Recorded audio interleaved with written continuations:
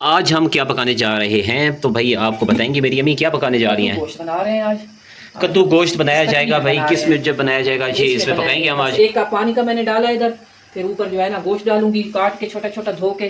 ठीक है जी, प्याज काट चुके हैं और ये देखें ये मैंने गोश्त डाल दिया था पहले और इसके में अंदर प्याज डाल लीजिए, मोटे मोटे काट रहे हैं, 3 दरमियानी प्याज मैंने लिया है। ठीक है, देखिए मोटे मोटे, इसमें बहुत जल्दी जो है ना आसानी से बिल्कुल गल जाएंगे। ठीक हो गया। और नींबू को क्या करना है? हाँ नींबू भी डालेंगे और ये नमक अपनी मर्जी से डालना है, ठीक है जायका डालना है। नमक आ गया, उसके बाद इसमें अभी जो है ना हल्दी डालनी है, इसमें घी वगैरह कुछ भी मैंने नहीं डाला। ठीक है, ये हो गया 1 चम्मच, थोड़ा सा ज़्यादा डाल, ये हो गया।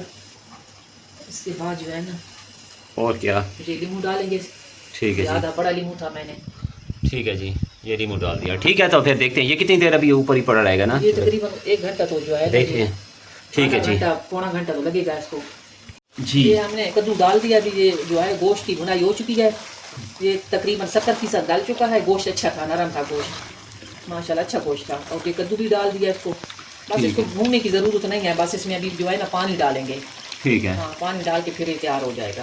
कद्दू गोश्त के साथ ना साथ में जो तंदूर की रोटी होनी चाहिए ना, ये देखें तो ये बहुत मज़ा करती है। मज़ा करती है ना, शोरबा होता है, शोरबा बहुत अच्छा लगता है गर्मियों में, कद्दू बहुत अच्छा लगता है। और ये वाला तंदूर होना चाहिए आपके पास। ठीक है, ये तंदूर होगा ना तो इस तंदूर में रोटी बहुत अच्छी बनती है। ये तरीका भी साथ साथ देख लें, मैंने बहुत सारी वीडियोस लगाई हुई हैं, देख लें। अगर तरीका नहीं आता तो मैंने वीडियोस ऑलरेडी अपलोड की हुई है। ठीक है, ये देखें रोटियां तैयार हो गई हैं अभी, बस तैयार होने वाली हैं। ये देखिए 4 रोटियां लगी हुई हैं, सुर्ख हो गई हैं अभी। ये दिखाता हूँ आपको, जब निकालेंगी ना मेरी अम्मी तो आपको दिखाऊंगा कि कैसी लगती है वही रोटी।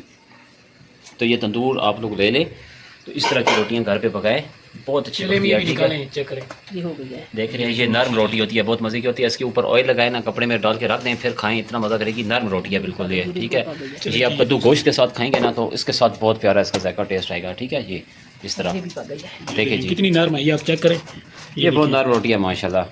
तो ये तंदूर है। ठीक है, गैस वाला। शुक्रिया जी। देखिए ये सालन मेरी अम्मी ने पका दिया है, कद्दू गोश्त बना लिया है, शोरबा बनाया है, तंदूर के साथ रोटी है। तंदूर की रोटी जो है ना ये सबसे मज़ा करती है। अगर तंदूर के साथ में रोटी हो जाए ना, क्या कौन सी वाली, ये वाली देखें, वाह वाह वाह, ये बहुत मज़ा करती है। ठीक है, तंदूर रोटी ये साथ थोड़ा थोड़ा ठीक है, इसके ऊपर डाल दें। थोड़ी सी। तो वाह, ये आज का खाना होगा हमारा भाई। देखें